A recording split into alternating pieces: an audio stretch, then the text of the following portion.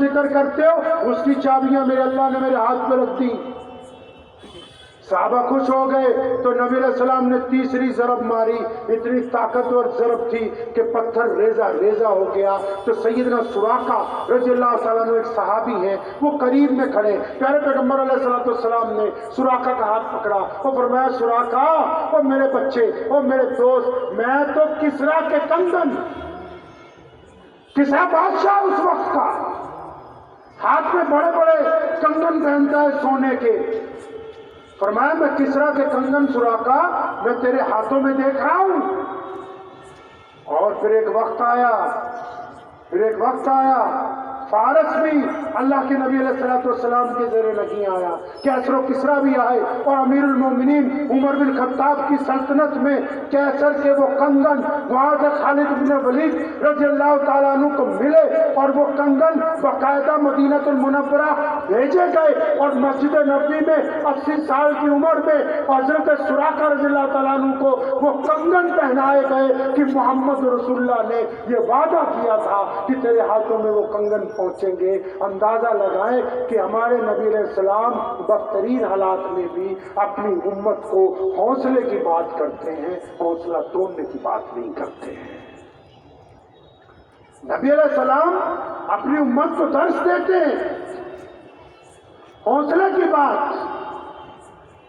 جرأت کی بات، ہمت کی بات، اور اتنے قریب ہیں نبی علیہ السلام، مسجد نبی میں تشریف رکھتے ہیں، آپ صلی اللہ علیہ وسلم کے پیٹ سے پتھر بندھا ہوا ہے، 3 دن سے بھوکے، ایک غیر مسلم آیا، مسلمان نہیں۔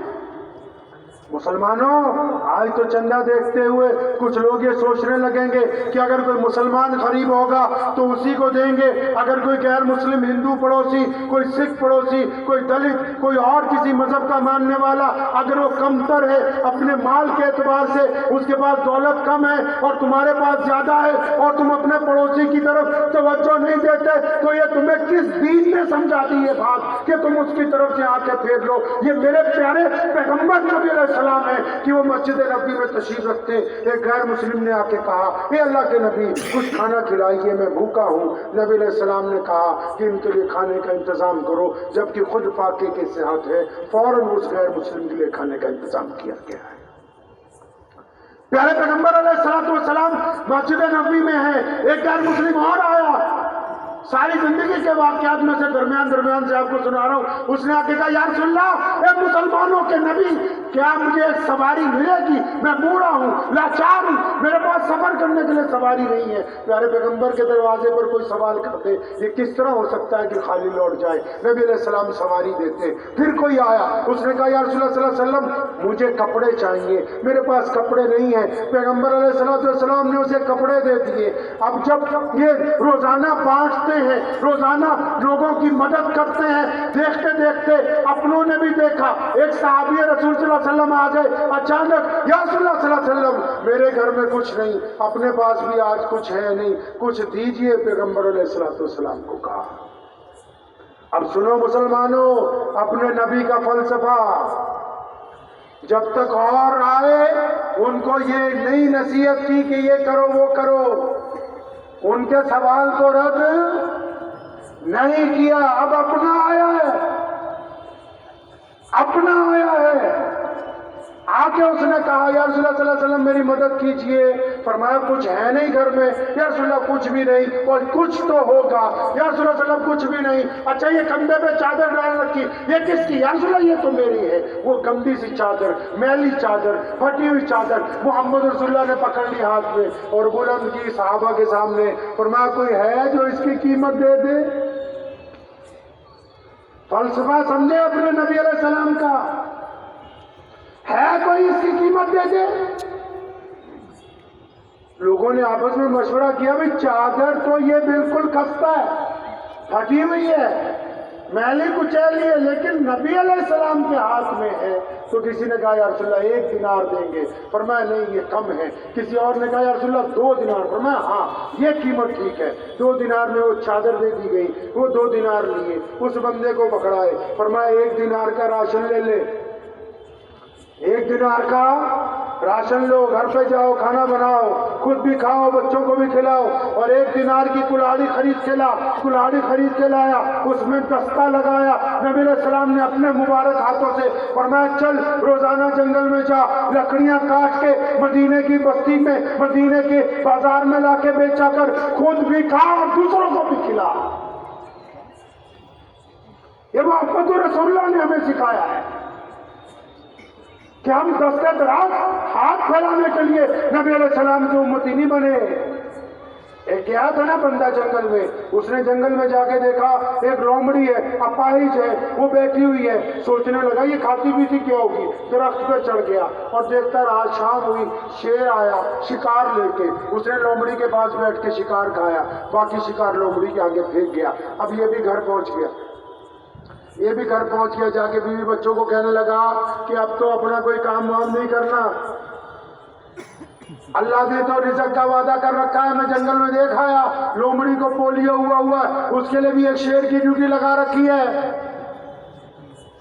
अब किसी ने जाके मुफ्ती अहमद साहब को जाके कहा, बोलो ना, वो तो कहते हैं काम वाम कुछ नहीं। अब ये घर से निकले, उसके पास गए, अरे मियाँ क्या बात हो गई? पर मैं हजरत मैं तो जंगल में गया था, मैंने देखा अल्लाह ने रिज़्क़ का वादा कर रखा है। अब वो लोमड़ी को शेर जाके खिला रहा है, हम भी कहीं नहीं जाएंगे, कुछ ना कुछ तो रिज़्क़ आता जाएगा। तो हजरत मुफ्ती साहब ने कहा, अरे बेवकूफ, शेर बन शेर, लोमड़ी ना बन, खुद भी खा और दूसरों को भी खिला।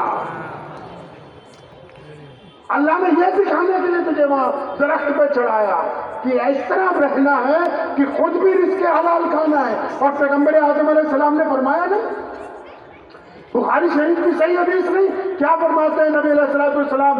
फरमाया कि वो बंदा ईमान वाला नहीं है।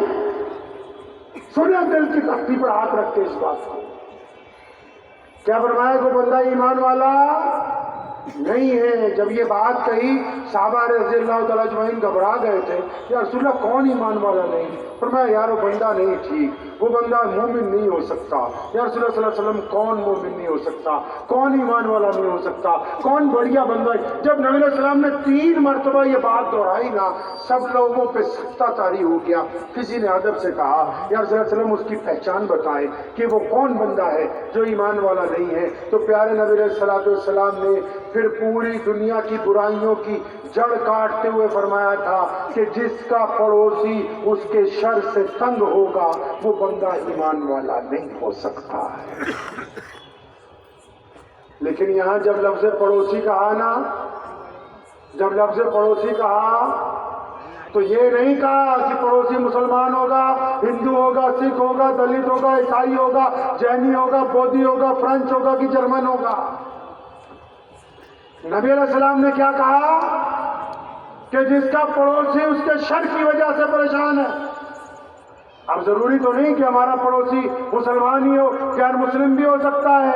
तो नबी अलैहिस्सलाम के हुक्म की इस तामील के अंदर अपने दिल को भी पूछें कि हमारी शक्ल देख के पड़ोसी को तकलीफ होती है या राहत महसूस होती है। अगर आपका दिल ये कहता है कि आपकी शक्ल देख के पड़ोसी को खुशी होती है तो आप बेहतरीन मुसलमान हैं। अगर ये दिल कहता है कि नहीं, वो मुझे देख के दरवाजे के पीछे छुप जाता है, तो इसका मतलब फिर जरूरत है कि अपने ईमान को एक बार चेक कर लिया जाए।